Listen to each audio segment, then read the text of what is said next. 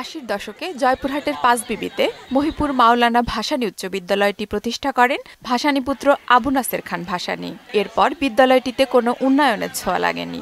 বিদ্যালয়টি এসএসসি পরীক্ষার কেন্দ্র হওয়ায় প্রতিবছর শ্রেণীকক্ষের অভাবে বিপাকে পড়তে হয় পরীক্ষার্থীদেরকে। আমাদের স্কুল অনেক ছোট, একতলা ৩ শেডের, তার জন্য গরমের সময় গরম, ঠান্ডার সময় ঠান্ডা, আর বৃষ্টি পড়লে স্কুলে পড়ে, তার জন্য আমরা লেখাপড়া করতে পারি না। সরকার যদি আমাদের একটি 4তলা বিল্ডিং করে দেয় তাহলে খুবই ভালো হতো। এই বিল্ডিংগুলো অনেক ভাঙাচোরা, পর্যাপ্ত আলো নেই।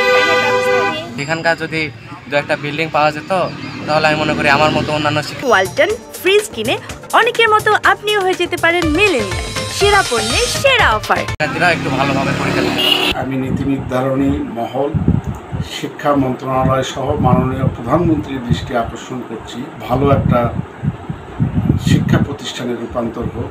শিক্ষার মান উন্নয়নে প্রতিষ্ঠান প্রধানও একটি ভবন নির্মাণের দাবি জানান। সরকার যদি একটি আধুনিক মানের একাডেমিক ভবন বরাদ্দ দিতেন তাহলে শিক্ষার গুণগত মান আরও একটু বৃদ্ধি করা সম্ভব হতো।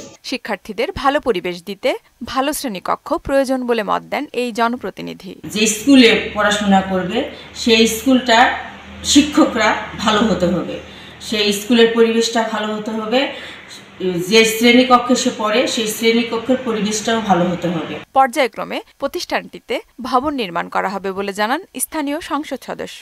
বাকি যে কাজগুলি আছে, যে স্কুল কলেজ মাদ্রাসা বিল্ডিংগুলো আছে সেগুলোকে আমরা এই 5 বছরের মধ্যেই আমরা ইনশাআল্লাহ সমাপ্ত করতে সক্ষম হব। দ্রুত এ সমস্যা সমাধানে সংশ্লিষ্ট কর্তৃপক্ষের সুদৃষ্টি কামনা করেন সংশ্লিষ্টরা। আফরিন পপি, মোহনা সংবাদ।